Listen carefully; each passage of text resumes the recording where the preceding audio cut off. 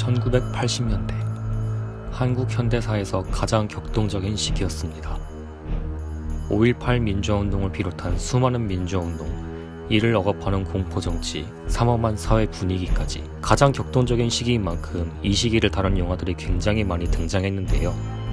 그리고 지난 12월 27일 1980년대를 배경으로 한 영화에 정점을 찍는 작품이 등장합니다. 바로 지금부터 살펴볼 영화인 장준환 감독의 1987입니다. 이 영화는 특별한 의미를 가지고 있습니다. 바로 6월 민주항쟁을 다룬 거의 최초의 한국 영화라는 점이죠. 택시 운전사처럼 사건을 직접 다룬 영화도 있었고, 살인의 추억, 보통 사람, 변호인처럼 당시 시대상과 사회 분위기를 다룬 영화도 있었습니다. 하지만 이상하게도 한국 현대사를 논할 때 빠짐없이 등장하는 6월 민주항쟁을 직접적으로 다룬 영화는 나오지 않았습니다. 이 사건이 가지는 의미가 상당한데도 말이죠. 증인, 진술을 받아내는 과정에서 가혹행위, 즉 고문이 있었지요? 아닙니다. 증인은 위증을 하고 있습니다. 고문한 적 없다고! 예! 피고 몸에 이렇게 타박상 흔적이 이렇게 있는데도 없다고 잡아들 기가. 그리고 마침내 이를 다룬 영화 1987이 개봉하게 됩니다. 먼저 영화의 배경이 되는 박종철 고문치사 사건과 6월 민주항쟁에 대해 간략하게 알아보겠습니다. 박정희 전 대통령 사망 이후 군사 쿠데타를 통해 전두환과 노태우를 중심으로 한 군부 세력이 전국을 주도하게 됩니다. 그리고 이들은 1980년 헌법 개정안을 발표하는데 이것이 8차 개정 헌법입니다. 이 헌법의 중심 내용은 다음과 같습니다. 대통령은 딱 한 번만 할 수 있으며 임기는 7년이다.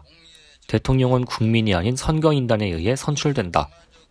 결국 이 헌법에 의해 1981년 전두환 전 대통령이 대통령으로 선출됩니다. 전두환 전 대통령은 재임 중에도 끊임없는 저항에 부딪혔습니다.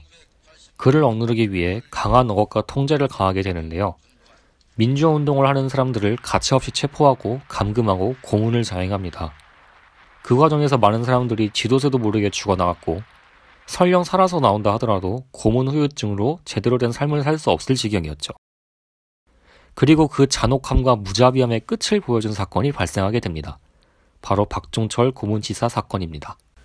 1987년 1월 서울 용산구 남영동에 위치한 대공문실에서 서울대학교 학생인 박종철 군이 고문을 받던 도중 사망하게 됩니다. 바로 다음날 강민창 치안본부장은 박종철 군이 조사 도중 사망했다는 내용을 공식 발표합니다. 이때 등장한 말이 그 유명한 가혹행위는 결단코 없었습니다. 아니 그럼 어쩌다 죽었단 말입니까? 그게 그 조사받는 와중에 그 조사관이 책상을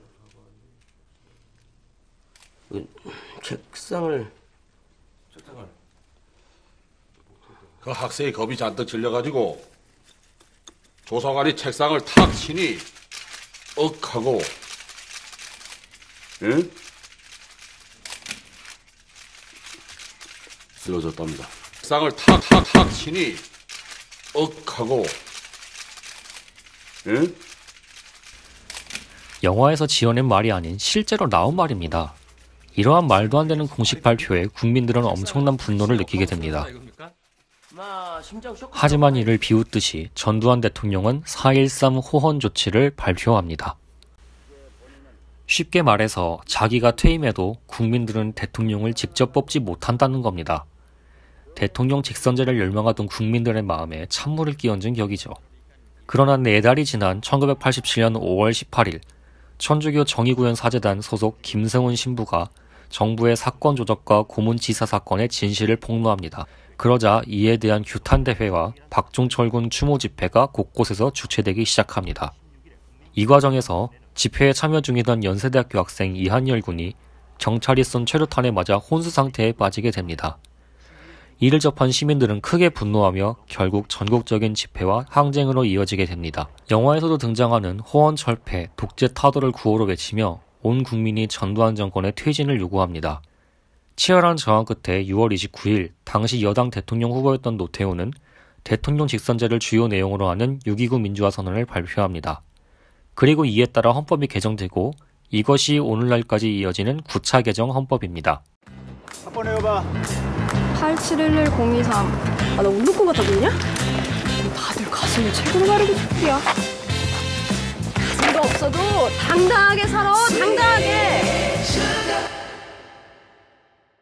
이 영화의 가장 큰 특징은 특정할 수 있는 주인공이 없다는 것입니다.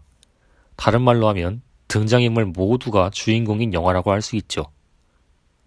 한 사람의 주인공을 중심으로 이야기가 전개되는 것이 아니라 등장인물 개개인의 이야기가 마치 달리기 계주처럼 이어집니다.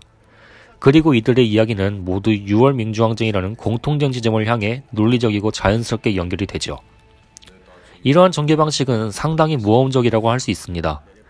주인공을 중심으로 한 전개에 익숙한 관객들에게는 상당히 산만하게 느껴질 수도 있기 때문이죠. 또한 감정을 이입하는 대상이 계속 바뀌다 보니 감상에 집중할 수 없다는 지적도 있습니다. 또 짚을 수 있는 단점은 인물의 비중 문제입니다. 실제로 최검사 역의 하정우, 윤기자 역의 이희준 같은 경우 극 중반부에 들어서 급격하게 비중이 줄어듭니다. 이 두 사람의 모습을 기대하며 오신 분들은 약간 실망하실 수도 있습니다. 하지만 이러한 약점에도 불구하고 감독이 이런 방식을 선택한 이유는 따로 있습니다. 바로 영화에서 주고자 하는 메시지를 더욱 효과적으로 전달하기 위해서인데요. 최검사, 윤기자, 한병현 교도관, 연희, 그리고 김정남, 이부영에 이르기까지 이들은 모두 자신의 이야기 속에서 자기 역할을 충실하게 수행하고 결과적으로 6월 민주항쟁이라는 하나의 거대한 사건으로 나아가는데 일조를 하고 있습니다. 즉 6월 민주항쟁이 한 사람이 아닌 수많은 사람들이 노력한 결과라는 점을 강조하고 싶은 겁니다. 만약 이 영화가 한 사람의 주인공을 중심으로 한 영화였다면 이 영화는 그저 한 영웅의 무용담 정도로 그쳤겠죠. 감독도 그 점을 유의했던 것이 아닐까 싶습니다. 다음으로 살펴볼 점은 바로 카메라 촬영입니다. 초반 부분에서는 차가운 느낌을 주는 색감을 화면에 입힙니다. 실제로 영화의 첫 장면인 박처장의 등장 장면과 박종철군 사망 장면은 놀랄 만큼 차갑고 어두운 느낌을 주고 있습니다. 이를 통해 영화는 비극적이고 심각한 느낌을 관객들에게 아주 잘 전달하고 있죠. 1987은 이야기 서사가 진행됨에 따라 다른 색감과 톤을 사용하여 영화 분위기에 영향을 주고 있습니다. 섬세한 연출 또한 이 영화를 더욱 특별하게 만드는 요소 중 하나입니다. 영화의 배경은 1987년으로 지금과 30년밖에 차이가 나지 않습니다. 그만큼 자료는 상당히 많지만 그 시절을 기억하는 관객들이 많은 만큼 정확하고 철저한 고증에 대한 부담감이 커질 수밖에 없죠. 1987은 이러한 고민을 훌륭하게 해결합니다. 공간적 배경의 묘사, 등장인물의 옷차림, 옷의 원단, 심지어 잠깐 스쳐 지나가는 신문기사까지 철저하게 설정을 하여 마치 1987년을 보는 듯한 느낌을 주는데 성공하고 있습니다. 배우들의 명연기 역시 빠뜨릴 수 없는 요소 중 하나입니다. 실화를 다루는 영화인 만큼 실존 인물들을 연기해야 한다는 부담감이 상당했을 텐데요. 감독과 배우는 허구와 사실을 적절하게 뛰어넘으며 캐릭터를 살려내는 데 성공합니다. 주연들의 연기뿐만 아니라 이부영 역의 김희성, 김정남 역의 설경국, 강민창 역의 우현, 안기부장 역의 문성근, 박종철군 아버지 역의 김종수 등 수많은 연기자들 모두 비중에 관계없이 각각의 역할에서 보여줄 수 있는 최고의 연기를 보여줍니다. 이처럼 1987은 시나리오, 배우의 연기, 연출 등이 잘 어우러진 수작이라고 볼 수 있습니다. 그렇다면 이 영화가 전달하고자 하는 메시지는 무엇일까요? 1987년의 그 사건을 잊지 말고 기억하자 일까요? 물론 그 내용 또한 있을 것입니다.